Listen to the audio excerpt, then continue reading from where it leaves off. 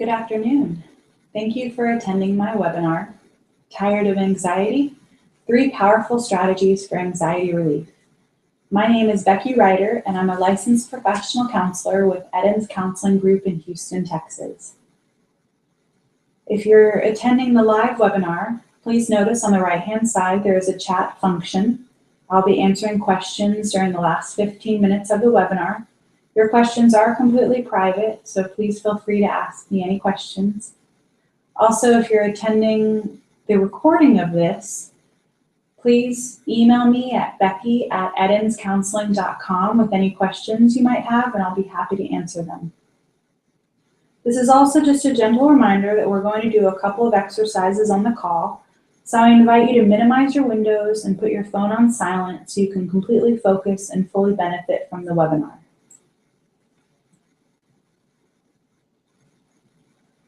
On today's agenda, we're going to learn what is anxiety and how do I know I have it. We're going to experience a relaxation and mindfulness exercise and discuss the benefits. We're going to practice an expressive arts activity with supplies you already have on hand and learn how to get away from our shoulds. You're also going to learn how to turn negativity into positivity and stop awfulizing. You're going to learn how to set boundaries with family, friends, and colleagues, and what to do if you're still struggling after this webinar. So who is this webinar for? This webinar is for anyone that may categorize themselves as someone who feels anxiety. It's anyone who might have trouble falling asleep or staying asleep, constantly feels tense in the neck and shoulders, feels like they worry about everything all the time. Maybe has someone in their life telling them they worry too much. Thinks or are told they fidget a lot, like tapping their fingers on the table, bouncing their knees. Feels like their heart is going to pound out of their chest when they're in a difficult or upsetting situation. Maybe has stomach pain where doctors can't find a reason or a cause, or has meltdowns or panic attacks when they feel overwhelmed and feel like they can't handle how anxious they feel all the time. A few quick disclaimers. Anxiety is very different for everyone. There's not just a single disorder for anxiety. There are multiple anxiety disorders like generalized anxiety disorder, OCD, which is obsessive compulsive disorder.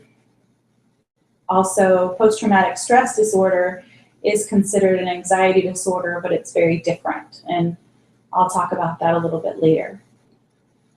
Some of these tools might work for you and some may not, so please don't give up if these don't work. This webinar is just a starting point, and there are a lot of other strategies and resources out there if these tools don't work for you. Also, when it comes to anxiety, there really are no quick fixes. To learn how to cope with anxiety, it does take time. You have to be willing to do the work and try a lot of different strategies and try a lot of different tools.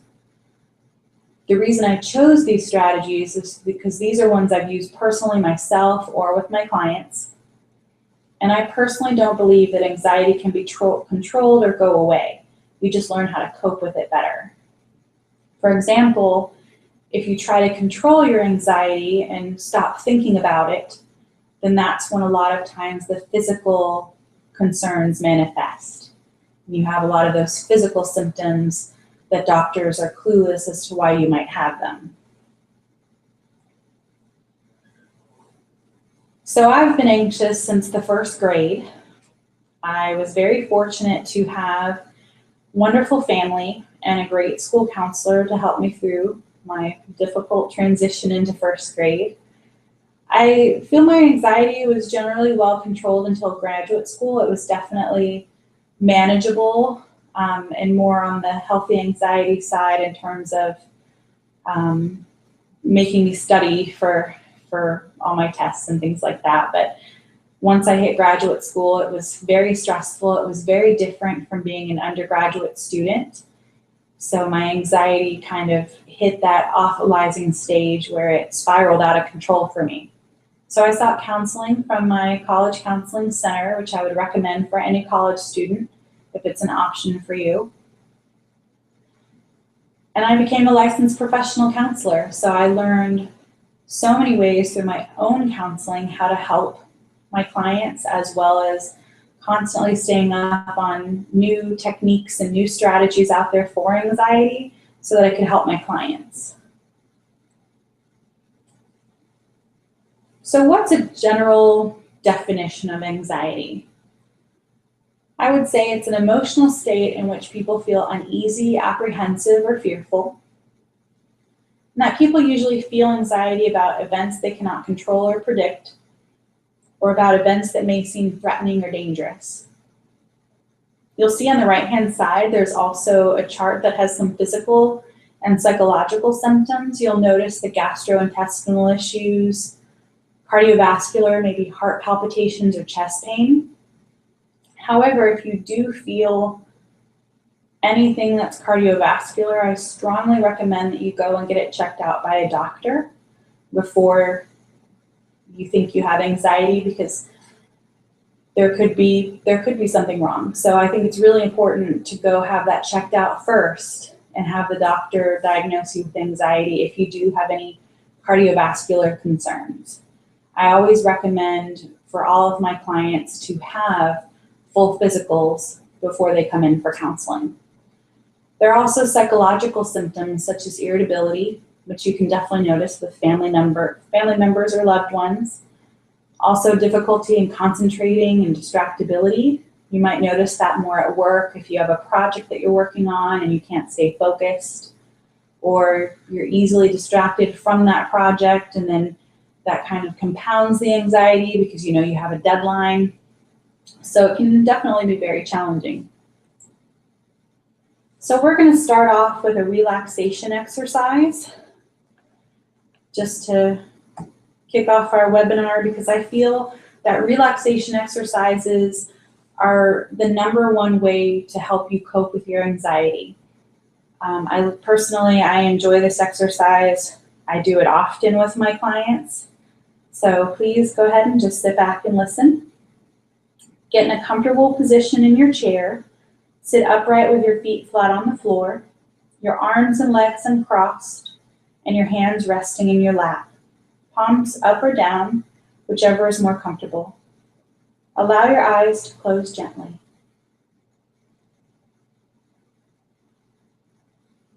Take a few moments to get in touch with the movement of your breath and the sensations in your body.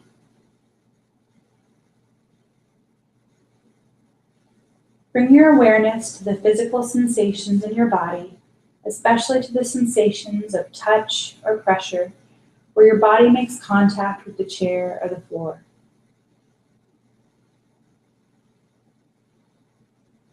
Now slowly bring your attention to the gentle rising and falling of your breath in your chest and belly. Like ocean waves coming in and out, your breath is always there. Notice its rhythm in your body. Notice each breath. Focus on each inhale and exhale.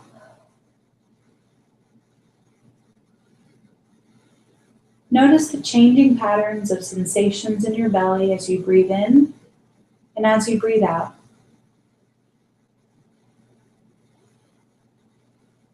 Take a few moments to feel the physical sensations as you breathe in and as you breathe out.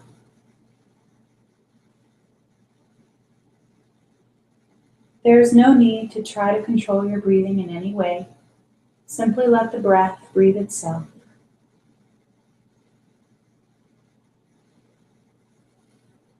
As best you can, also bring this attitude of generous allowing and gentle acceptance to the rest of your experience. There is nothing to be fixed, no particular state to be achieved. As best you can, simply allow your experience to be your experience without needing it to be other than what it is.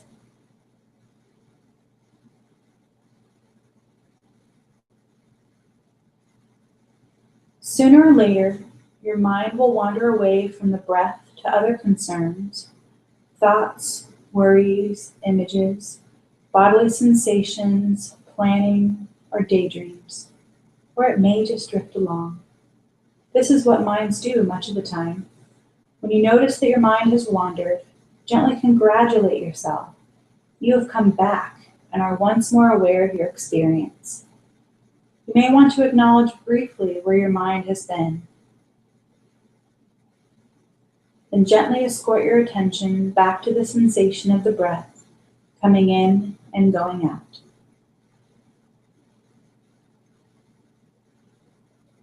As best you can, bring a quality of kindness and compassion to your awareness, perhaps seeing the repeated wanderings of your mind as opportunities to bring patience and gentle curiosity to your experience.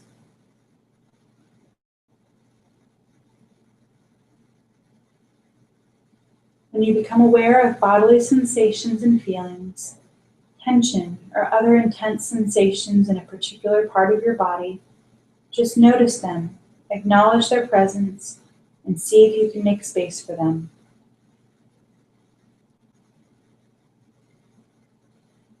Do not try to hold on to them or make them go away. See if you can open your heart and make some room for the discomfort, for the tension, for the anxiety, just allowing them to be there. Is there enough space in you to welcome in all of your experience?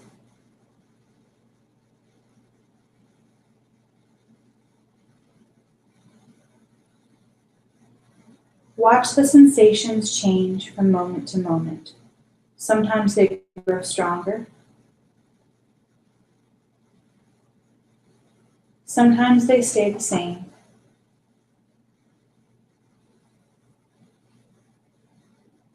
And sometimes they grow weaker. It does not matter. Breathe calmly into and out from the sensations of discomfort, imagining the breath moving into and out from that region of the body. Remember, your intention is not to make you feel better, but to get better at feeling.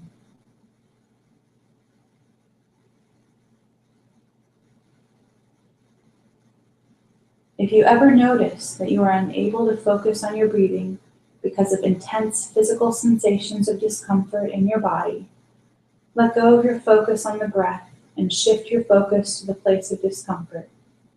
Gently direct your attention on and into the discomfort and stay with it, no matter how bad it seems. Take a look at it. What does it really feel like? Again, see if you can make room for the discomfort and allow it to be there.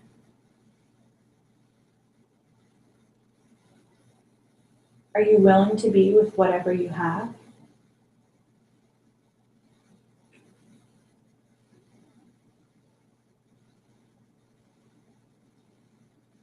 Along with physical sensations in your body, you may also notice thoughts about the sensations and thoughts about the thoughts.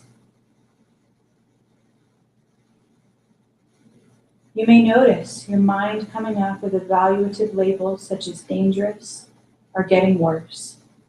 If that happens, you can thank your mind for the label and return to the present experience as it is, not as your mind says it is. Noticing thoughts as thoughts, physical sensations as physical sensations, feelings as feelings, nothing more and nothing less.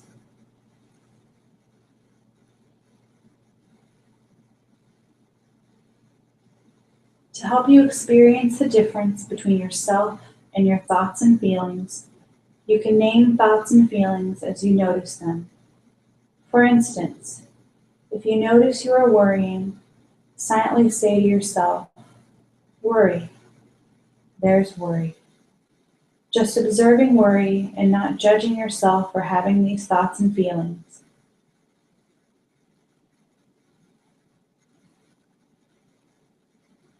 If you find yourself judging, just notice that and call it judging. There's judging. and observe that with a quality of kindness and compassion.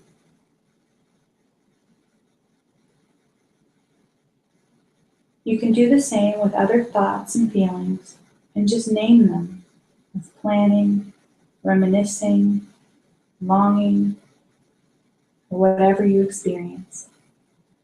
Label the thought or emotion and move on. Thoughts and feelings come and go in your mind and body. You are not what those thoughts and feelings say, no matter how persistent or intense they may be.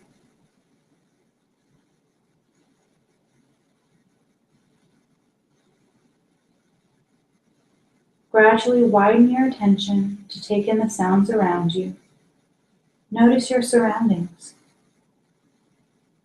And slowly open your eyes with the intention to bring this awareness to the present moment and into the upcoming moments of the day.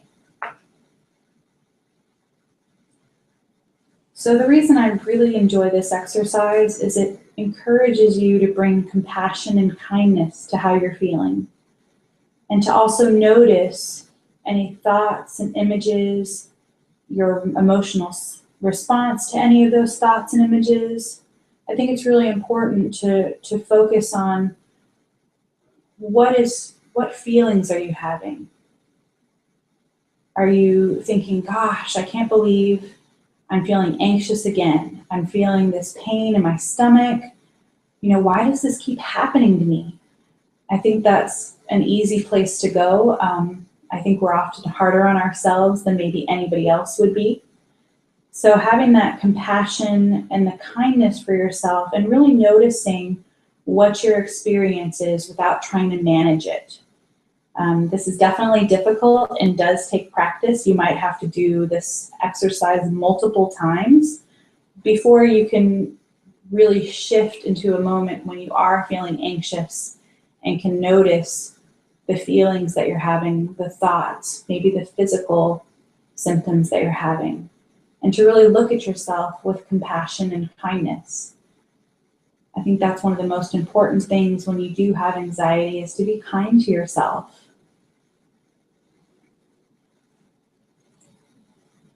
So for the next activity, it is an expressive arts activity. So you can use pen, pencil, markers, paint, any kind of paper, notebook paper, printer paper, mixed media. You can see on the right-hand side, I used markers and watercolors. I like to use a mixed media notebook for my art journaling. I have to admit I did get this exercise from Brené Brown. I definitely recommend her work. I did the Oprah Life class with her, and this activity really resonated with me, and I felt would also resonate with you. Because when you're anxious, you have a lot of shoulds. I should be a certain way, and you need to give yourself permission to not have to do all of those shoulds. So for instance, I give myself permission to make mistakes. Like I said, people with anxiety tend to be much harder on themselves than anybody else can, and I'm not immune to that. I definitely struggle with moments of perfectionism, so I do give myself permission to make mistakes and to not always be on top of things. Sometimes I've had a bad day, or it's been a long week and I'm tired and I just don't feel like doing the dishes.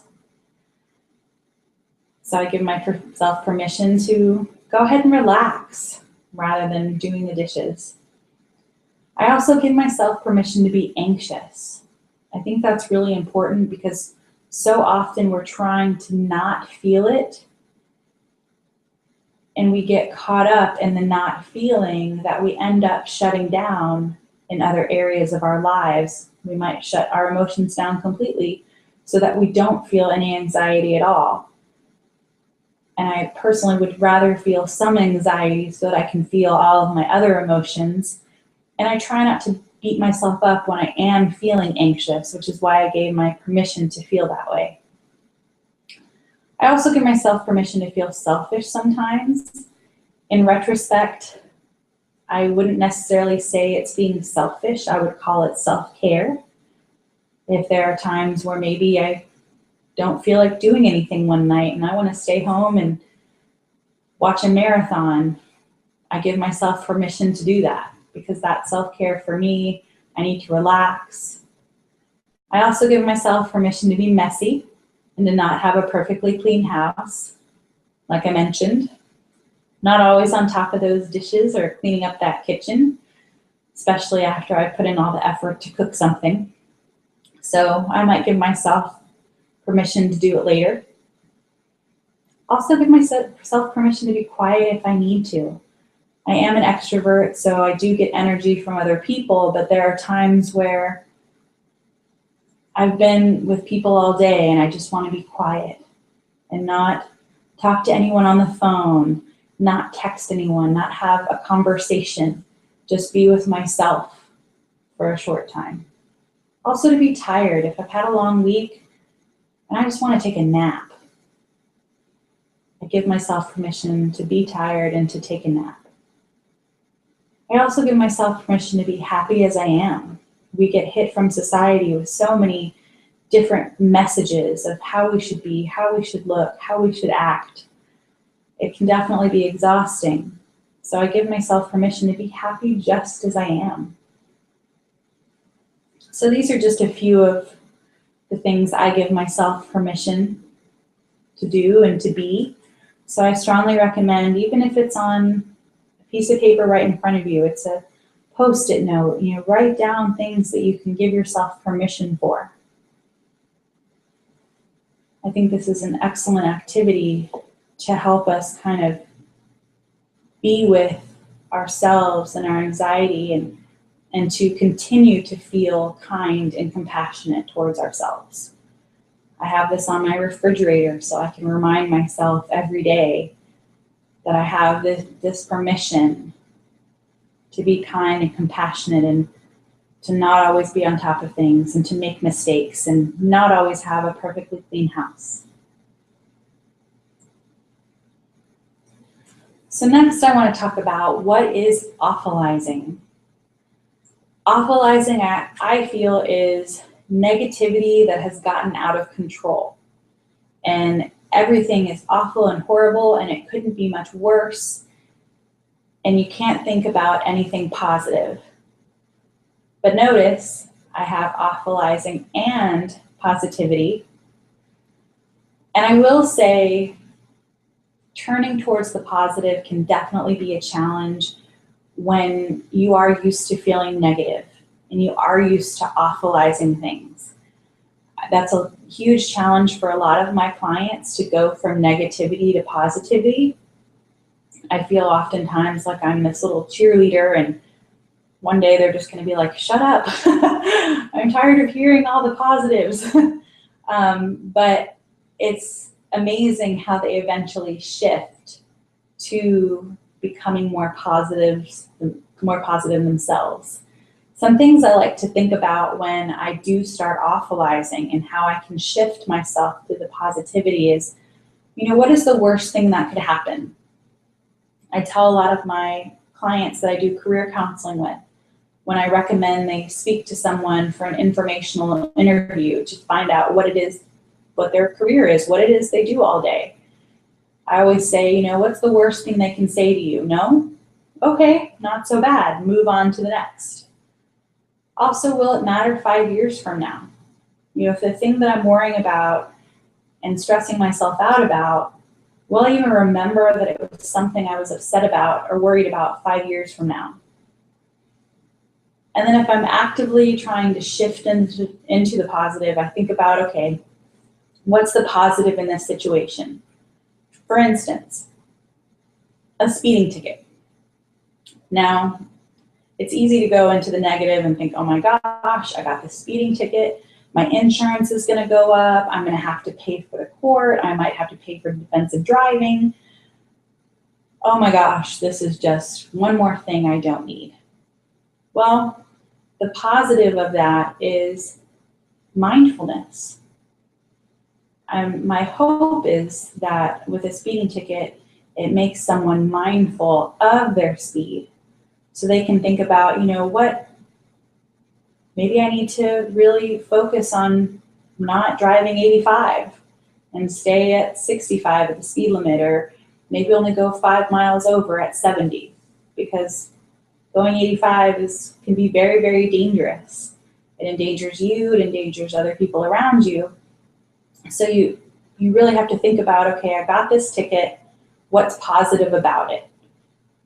Maybe you're going to be more safe with yourself and around others and not speed as much. So I think that's definitely a positive about a speeding ticket.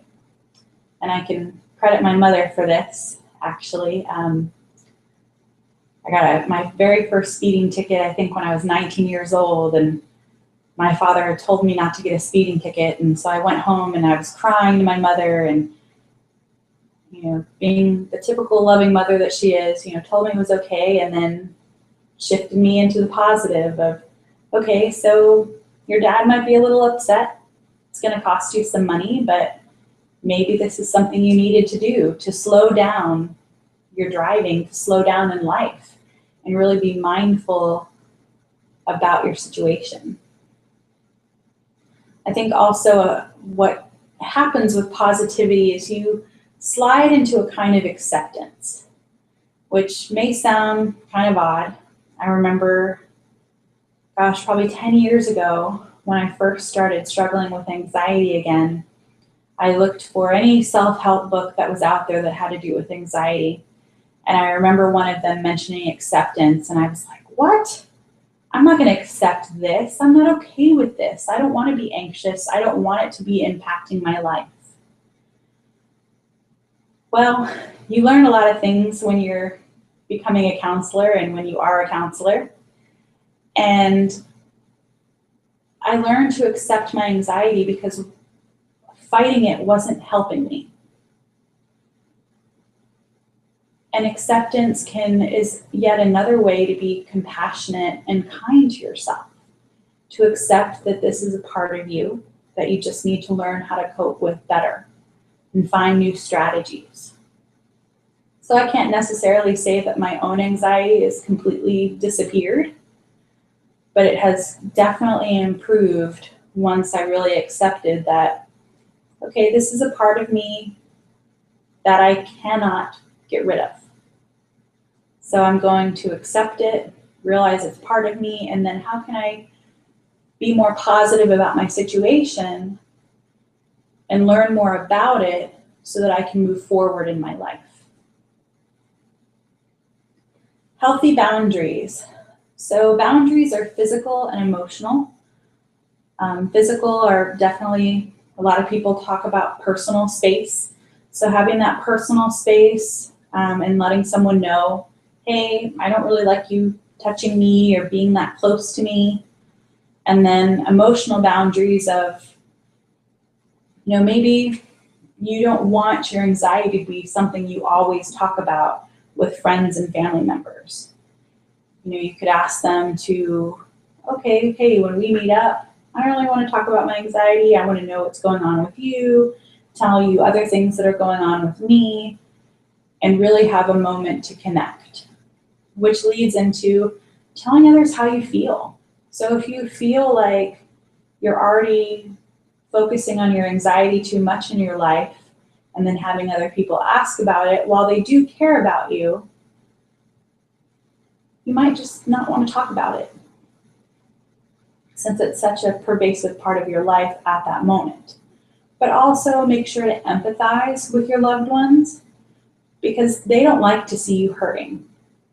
They want to know how they can help, and that might be why they are talking about it, because you haven't told them what's next, what you need. So make sure you ask for what you need. Like I mentioned, if you don't want to talk about it at family functions, you make that boundary known for your loved ones and stick to it. If they start talking about, how's your anxiety, or, why are you feeling anxious? Why can't you just turn it off? As if it was that easy. Enforce that boundary. Let them know, hey, I don't really want to talk about this right now.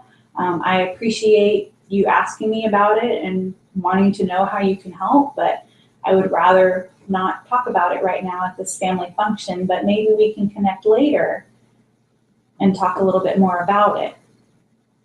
So I think modeling that behavior that you desire is really important. So they have their own boundaries that they have set up, not discussing maybe what they don't want to discuss, or maybe only talking about it in private rather than in a group. So then they can turn around and go, okay, they did this for me, so I'm going to do the same thing for them when we're in a similar situation. I think it's also important to consistently enforce those boundaries.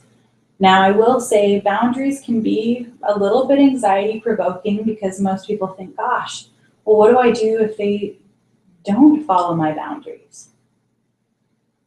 Well, then that's a conversation you need to have with that individual. It's definitely important to be open with them and have the discussion. If they're absolutely disrespectful, then maybe you don't need that person in your life for this amount of time while you're dealing with what you're dealing with, be it anxiety or a chronic illness or a newly diagnosed illness or your marriage or your divorce. Anything, this can go for anything. It doesn't necessarily need to go just for boundaries. And I am going to do a webinar that's more in depth about setting healthy boundaries and what they are, and have different scripts of what it looks like and how to speak to people. Because like I said, discussing your boundaries with someone can be very challenging and scary. Because what if they don't like what your boundaries are?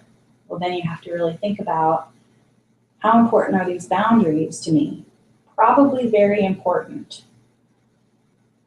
So I think really thinking about them and maybe discussing them in depth is definitely important. So I like to mention how counseling can help. Like I mentioned, I sought counseling myself, which I found incredibly helpful. For those that may have never been to see a counselor before, I like to point out some things that I feel are incredibly important in the counseling process. Client and counselor fit is key. As counselors, we learn how important fit is and that not every personality meshes. So if, for instance, you go to your first counselor, you don't necessarily feel that you're a good fit or that they really understand what you're talking about, discuss that with them. They might recommend someone that they feel might be a better fit for you.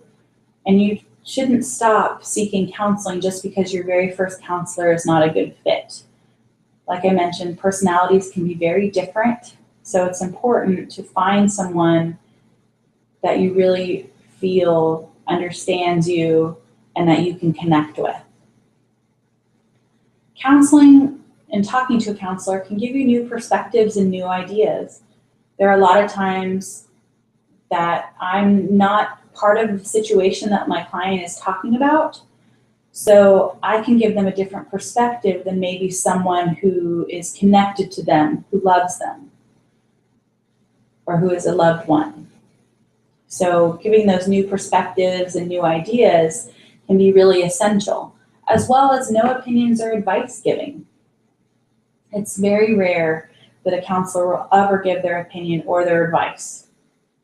The counseling process is for the client to figure out what's going on themselves, and without having someone giving them an opinion.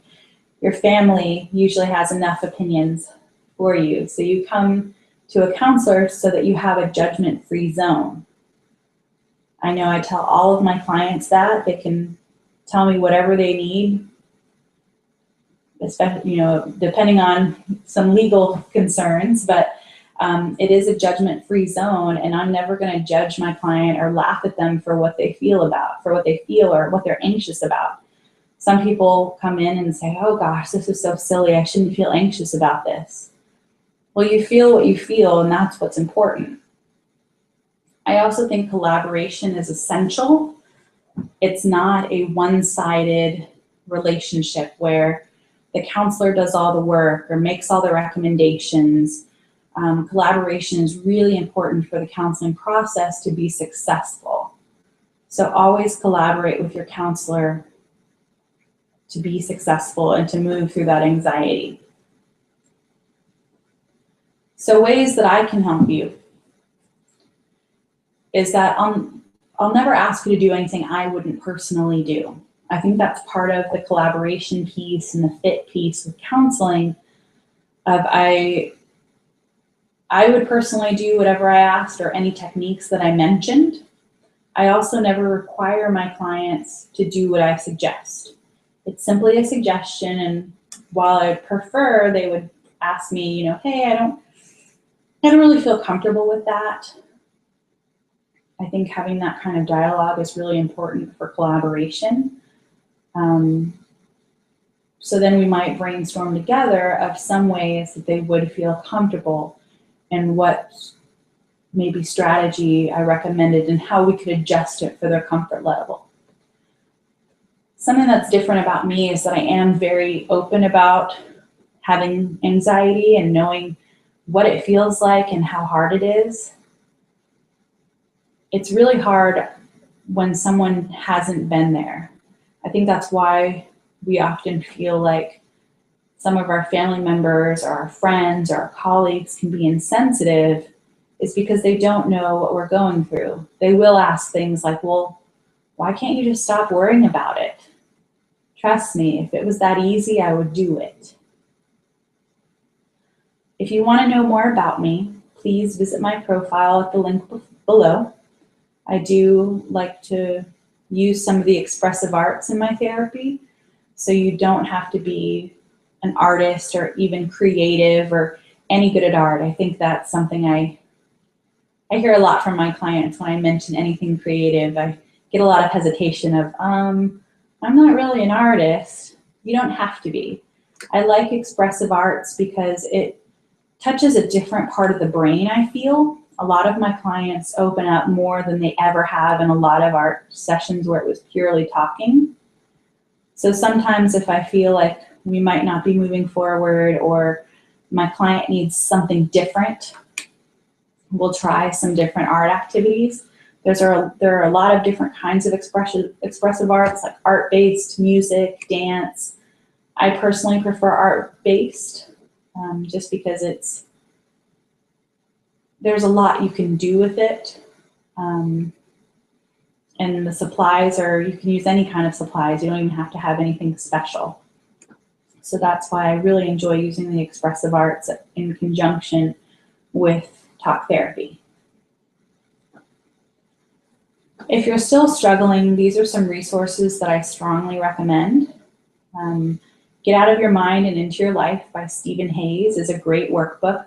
And most of these are going to be workbooks in a way that I have used with clients, things that have different strategies. You can work through different activities that they recommend. So the Anxiety and Phobia Workbook by Edmund Bourne, the Relaxation and Stress Reduction Workbook. I really like this one, even though it's not specifically set up, doesn't specifically say anxiety, more so stress reduction and relaxation, is because sometimes relaxations, I feel, can really impact some of your anxious symptoms. So like the relaxation we did earlier is something that's good before you go to bed at night to help you relax and stop the anxious cycle of keeping you up at night or waking you up in the middle of the night so you can't fall back asleep. It gets you into that relaxed state so that you can sleep longer and deeper. So that's why I like the Relaxation and Stress Reduction Workbook.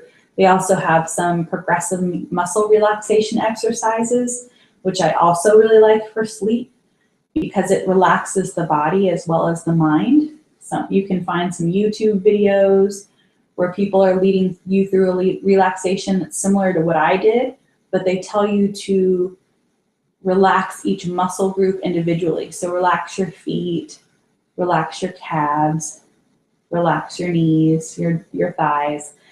So that's also a different kind of relaxation that's really helpful if maybe the relaxation we did was not as helpful for you. I also like pretty much anything by Russ Harris. The Happiness Trap, the Reality Slap, the Confidence Gap. They're very different and do different areas, but they're all filled with some really great exercises that you can carry over into your everyday life. So I definitely recommend anything by Russ Harris. He is an excellent clinician and an excellent author. So now we're going to move into the question phase. Like I said, these questions are completely private. I will say the question and then answer it, but I won't point out anyone specifically for how they ask the question. So the first question is, how do you take time for yourself without your family feeling neglected and without feeling guilty? Well, first of all, if you're struggling to take time for yourself, I definitely recommend you have a conversation with your family about your feelings, because sometimes resentment can build up and people don't know what you're feeling unless you tell them. I also think self-care is really important. If you're especially if you're a mother or wife, husband, dad, sister, brother, anyone in any kind of caring function, it can be a lot of work. And to take time out for yourself can definitely make you feel guilty. But think about being on an airplane. Anytime you fly, they tell you, if the air masks come down, make sure you put your mask on before you help the person next to you or the child next to you. Because you have to remember that unless you're taking care of yourself, you can't really take care of anyone else to the best of your abilities. So I think that your family will find that you're a lot happier and they're a lot happier if you take out time for yourself for self-care. Even if that's taking a hot bubble bath while reading a book, maybe going and getting a massage once a month, going to dinner with a friend that you haven't seen in a long time. I think those are all great examples of self-care where you just take a little bit of time out for yourself to take care of your needs. So the next question is, how would you suggest addressing anxiety to someone who has witnessed domestic violence? Domestic violence is a very different kind of anxiety, like I mentioned before, with post-traumatic stress disorder. It's more of a trauma than a typical anxiety. A technique that I like is called eye movement desensitization and reprocessing. It allows the client to build a unique set of tools in an EMDR session, as well as it uses bilateral stimulation. So maybe the clinician moves their hand and the client has to watch their hand with their eyes a certain amount of time, or they have these electronic tappers where they buzz in your hands. And for trauma clients, this can be really helpful because it accesses a different part of the brain so that they can discuss this traumatic experience in a safer way so that they can get through the experience without having to relive the trauma. So I strongly recommend this. This is also a technique that I use. And it's great for any kind of trauma, domestic violence, child abuse, child sexual abuse, sexual assault, anyone from the military. So I definitely recommend this for someone that is maybe feeling anxiety after witnessing domestic violence. Another question is, what if what you're worrying about is a real threat to someone you love? I know it's natural to worry about family when things are bad, but mine gets me to the point that I can't function. I feel this question also goes back to self-care.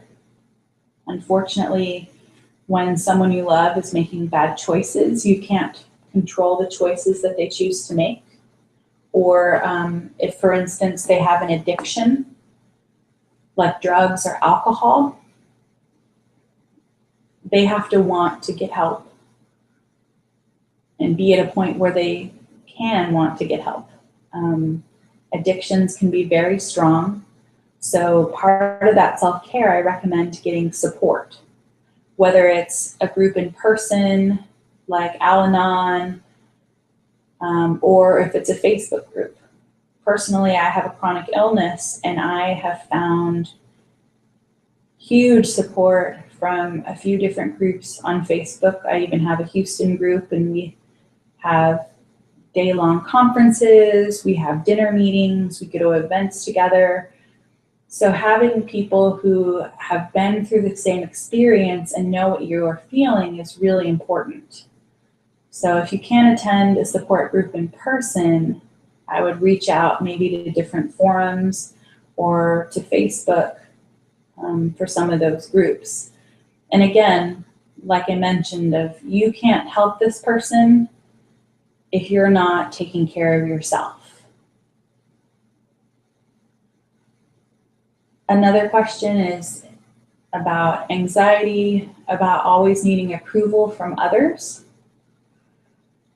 For that kind of anxiety, I feel that you would want to work on your self-esteem and self-worth, because you're looking outside of yourself for that confirmation of, I am doing good things, I am a good person, rather than finding that confirmation within.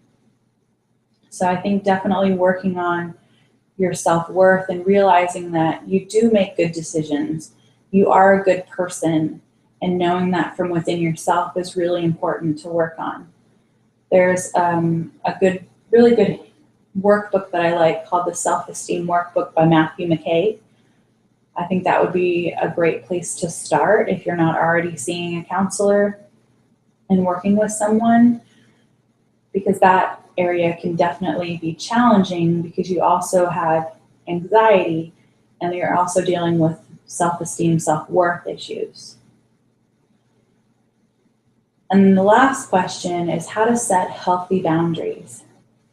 I discussed a little bit of that previously, but again, I want to reiterate that it's really important to tell people how you're feeling.